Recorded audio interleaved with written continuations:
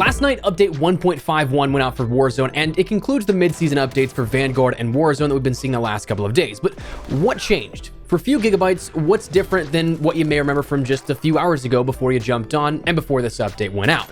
Today we're breaking down all the changes that were made, what you should be aware of, and be on the lookout for all things pertaining to the mid-season update. As we go along, let me know your thoughts down below. What's your thoughts on this update? Good, bad, impartial? Whatever the case, drop your thoughts down below. But if you enjoyed the video and you find it at all insightful, do me a favor, drop a like on the video, and if you are new to the channel, hit the subscribe button to stay up to date with all things Warzone, Vanguard, and anything COD related. We're on the road to 500,000 subscribers this year, and if you're part of that nearly 70% of viewers who are not subscribed, I'd love to have you. And finally, my friends over at G Fuel ended up bumping up code Espresso to 30% off your entire order if you guys are at all interested in picking up a restock, trying something out for the very first time, whatever the case may be. In order to celebrate the mid-season update here and the Warzone update as well as Vanguard updates, code Espresso is bumped up to 30% off. So check it out if you guys are interested. But anyways, let's jump into it. Firstly, the update itself. For PlayStation 4 and 5, it's about 4.8 gigabytes. For Xbox Series X, S, and 1, it's roughly 5.1. And on PC for Warzone, it's only 3.9 gigabytes, but 8 gigabytes for Modern Warfare and Warzone. Now, I don't know if that differential for Modern Warfare and Warzone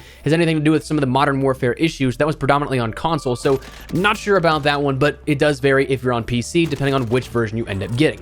So, listed from Raven in the patch notes, we have a handful of things to go over. But firstly, content-wise, we really didn't get a whole ton, but we did get the introduction of Vanguard Plunder here with this update. This being Plunder that you know of, but with a World War II exclusive rule set across various game modes, plus cash extraction is no longer an option. So seems like it kind of got a hold onto your fortune, a bit more risk added to the mode. But what I don't really like about this is that it seems to force all players who don't have Vanguard into Vanguard Plunder. If you're a Plunder player, and I know there's a lot of you guys out there, there is no traditional Plunder that allows you to use Modern Warfare or Black Ops Cold War weaponry here in this week. Unlike with what we see with Battle Royale, how it always has at least one and the other, it's just the player counts are differently distributed. This now just doesn't allow you to play normal Plunder at all. So thankfully this is only for 1 week as it stands right now, but still, if you're a Plunder player, this may not be your week, unfortunately, if you don't own Vanguard or you don't want to play with that weaponry. So that may be one of the first things you notice here when you boot up Warzone, but perhaps the biggest part of this update comes down to weapon tuning.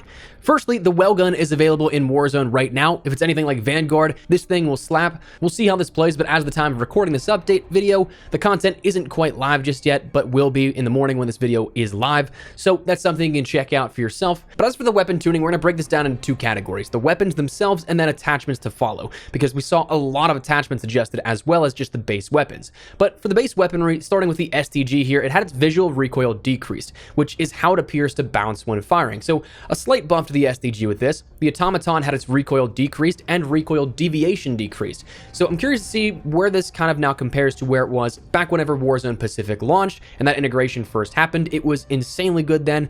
We'll see if it returns to form. The AS-44 had its initial recoil decreased and recoil deviation decreased as well. So I'm not sure if I'm expecting it, but with these buffs to it, it could prove to be something nice like the FFAR, a close range rifle that may pair nicely with a sniper support after this buff.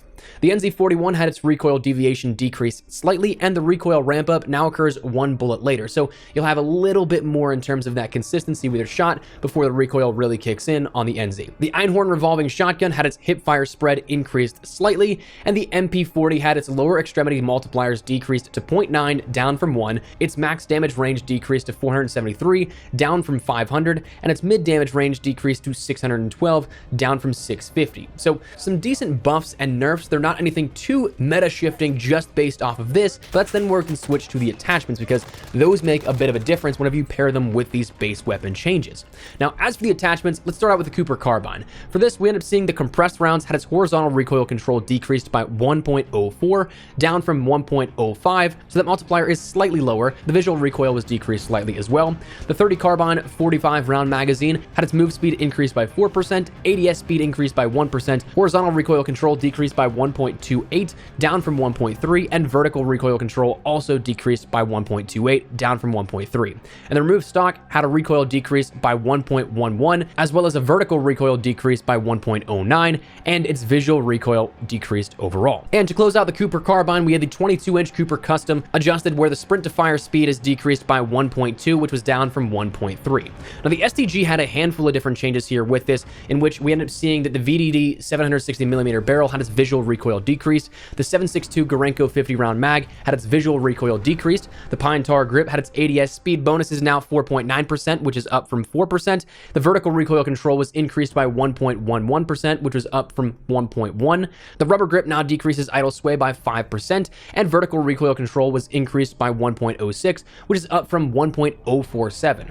The folding stock had its visual recoil decreased slightly, as did the Carver foregrip and the M1941 hand stop. So a lot of stuff here was adjusted that make this a little bit more viable. We'll see how it plays in the overall meta, but a handful of buffs here to the STG. Now the Bren, the big stuff that really was the meta build here for this, really was what got touched by this. The Queen's 7.5mm Royal Barrel no longer removes that damage fall off. Now it multiplies damage by 1.5 up from 1, so it still does benefit you, but not at an insane distance. The horizontal recoil control only now offers a 1.36 benefit, which is down from a 1.37, and the 6.5 Sakura 40-round mags now increase the vertical recoil control by 1.17, and the horizontal recoil was increased as well with this.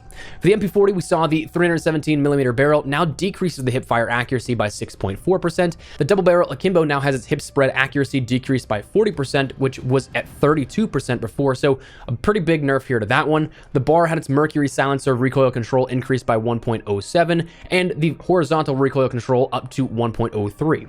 The MX silencer had its horizontal recoil control increased by 1.049, up from 1.036. The visual recoil also was decreased slightly, as you'll see also with the Carver foregrip up next, and its vertical recoil was also slightly increased. The M1931 Strife angled grip now increases your vertical recoil control by 1.012.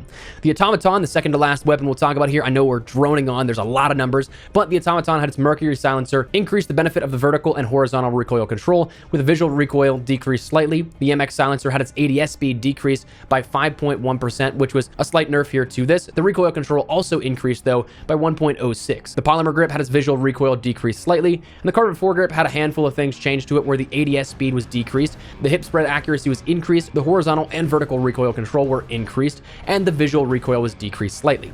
And finally, the M1941 hand stop had its horizontal recoil control increased, idle sway control decreased, vertical recoil control increased, and the visual recoil decreased slightly. The final weapon here on this, I apologize, this has been a lot of droning, talking about just numbers. The Einhorn revolving had the ADS spread of the M97 full choke decreased, and it also reduced the multiplier, and the reduction in that multiplier increased the firing cone, so ADSing is not going to be as advantageous. The removed stock and the VDD Hunter also both increased the hip fire accuracy. So that was a lot of stuff that if you don't know what any of these terms mean, the key takeaways, they tried to nerf the meta, but it may not shift it all that much. The Bren definitely took some hard hits here at this one. The MP40 took a little bit, but not anything too crazy. That'll still be in the mix here. But as for the Bren, with that being knocked down a bit, it might not necessarily make a huge impact into the meta because there's another LMG that'll just take the spot of this here, and we'll talk about that, a little bit of a sleeper weapon here soon, either today or tomorrow, depending on when we get our loadout video up. But anyways, outside of that, we have the new operator of Isabella, and also then in terms of playlist, what's on offer this week, we have Vanguard Plunder again in trios, Battle Royale solo, duos, trios, and quads, and then Resurgence duos, trios, and quads for Rebirth Island. So pretty straightforward in terms of that playlist. This also fixed a ton of bug fixes, whether or not it is something that you ended up requiring for a bug fix. There's just so many things that are situational here that I don't really want to go over every single one because again, just like the weapon tuning, it'll just start to drone on and get a little bit boring. But anyways, that is the update here and what changed within update 1.51 for Warzone. So let me know your thoughts down below. Are you guys liking this update so far? What do you think of the weapon tuning? What do you think the meta will look like? Whatever the case, drop your thoughts down below. But if you enjoyed the video, do me a favor, drop a like on the video. And of course, if you are new to the channel, hit the subscribe button so you don't miss a single thing regarding all things Warzone, Vanguard, and anything COD related. But that said, thanks so much for watching. On as an Espresso. I'll see you guys later. Take care and peace.